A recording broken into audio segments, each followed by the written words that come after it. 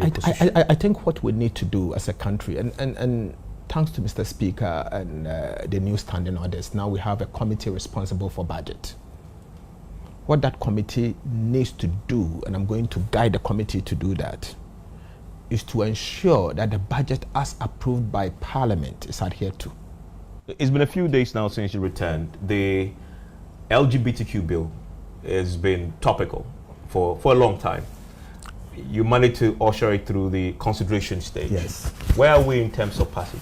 The LGBTQ, without a doubt, the LGBTQ bill, in fact, the name is proper, something I've forgotten, yes, but everybody calls it LGBTQ bill. It's going to be passed latest by Friday. We've finished the consideration. What is left, we've got it printed. We are looking through it to make sure that all the amendment as moved and approved by Parliament are captured appropriately. And if that is done, tomorrow we'll go through it. And Thursday, we expect the Speaker to put the question.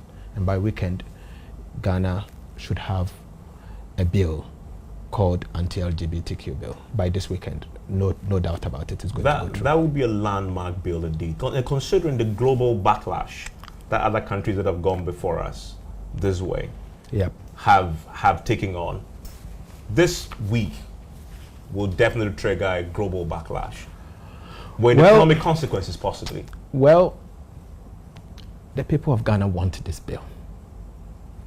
Members of Parliament want this bill passed.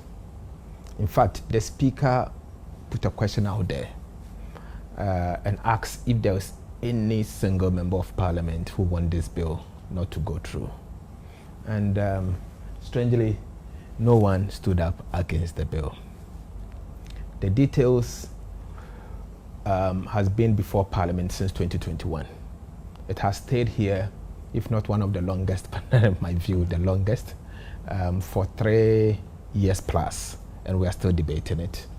We have finished the consideration successfully. What is left for us to do now is to do the third reading. The third reading is only a matter of formality. The Speaker will put the question, and then those in favor will say yes or ayes, and then those who are against will obviously will have to say no or nays against it. But in the end, I have not seen a member of Parliament who's against this bill, regardless of what others are speaking to. The people of Ghana obviously are strongly in support of this bill. The Afrobarometer report suggests that almost 90% of the people of Ghana are in favor of the LGBTQ bill. And as we have now, currently, it's more or less a law. But the president may not sign it if he passes this week. Well, he's indicated that in other private members' bills that have been passed into laws and gone to his desk. And his argument is that that imposes a financial burden on the state.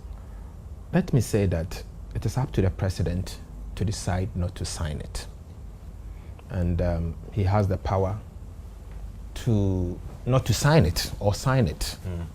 But he should also be mindful of Article 108, I think 4 or 5, that obviously anticipate a situation like this. And if the president fails to sign it, it has to come back to Parliament, where MPs will use 2/3 majority to have it signed.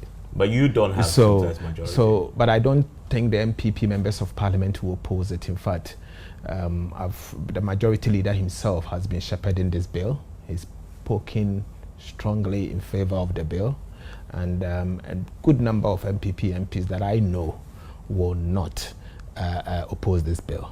So I think as it stands now, the LGBTQ bill, even if the president fails to sign, will be a law, because the mood of the country, and judging from what I hear from MPs, the president may not sign it. And if he fails to sign it, Parliament will get a bill signed. Yeah, but